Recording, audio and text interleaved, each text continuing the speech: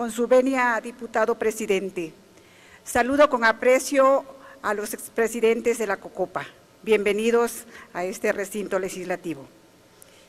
Acudo a esta tribuna a propósito de la conmemoración de los 20 años de la firma de los acuerdos de San Andrés Larraízar entre el Gobierno Federal y el Ejército Zapatista de Liberación Nacional, los cuales contienen un piso mínimo de derechos y criterios para establecer una nueva relación entre el Estado y los pueblos indígenas.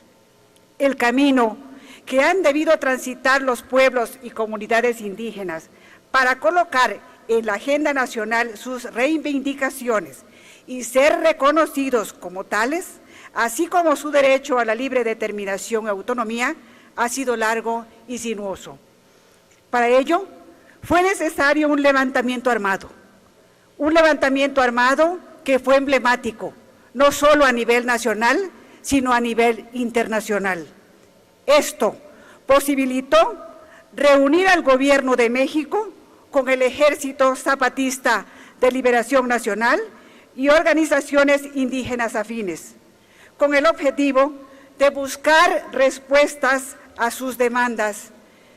Estos esfuerzos realizados en un proceso de construcción de acuerdos amplios dieron como resultado el 16 de febrero del año 1996 la firma de los acuerdos de San Andrés Larraízar.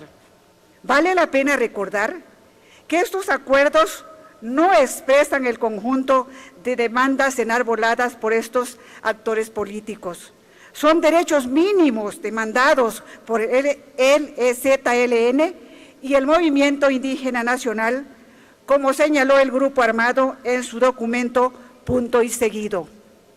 Quedaron fuera de estos acuerdos las autonomías municipales y regionales indígenas, el reconocimiento de sus territorios, el ser sujetos de derecho público, el acceso a los medios de comunicación y destacadamente la falta de reconocimiento a los derechos de las mujeres indígenas, entre otros temas.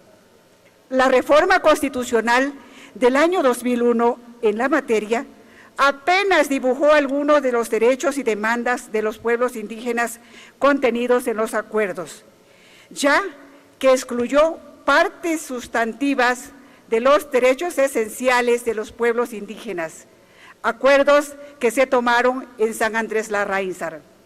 Las palabras de los comandantes zapatistas Esther, Cebedeo y Tacho, expresadas en esta tribuna de la Nación, demandando el cumplimiento de los acuerdos suscritos en el estado de Chiapas, fueron ignoradas por las fuerzas mayoritarias de aquella legislatura.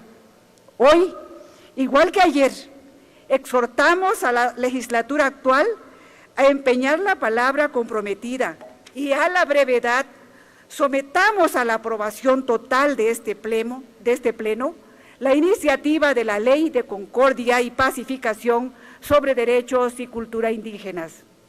A pesar de las innumerables declaraciones del Gobierno federal respecto a la atención de la pobreza y desigualdad ancestral en que se encuentran los indígenas y los cuantiosos recursos ejercidos para su atención, estos pueblos presentan un avance lento en materia económica y social, por lo que siguen representando el sector de la población con los más altos índices de pobreza, las mayores carencias sociales y los menores niveles de ingreso.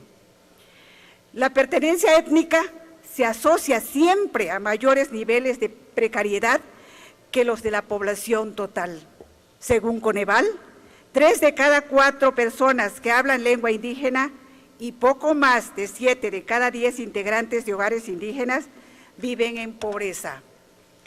Los integrantes del grupo parlamentario del PRD en esta Cámara de Diputados hemos insistido en diferentes propuestas legislativas para reconocer plenamente el derecho a la autonomía y la libre determinación de los pueblos indígenas y sus comunidades. Muestra de ello son las diferentes iniciativas presentadas desde el año 2001 a la fecha, que recogen los acuerdos tomados en San Andrés Larraízar.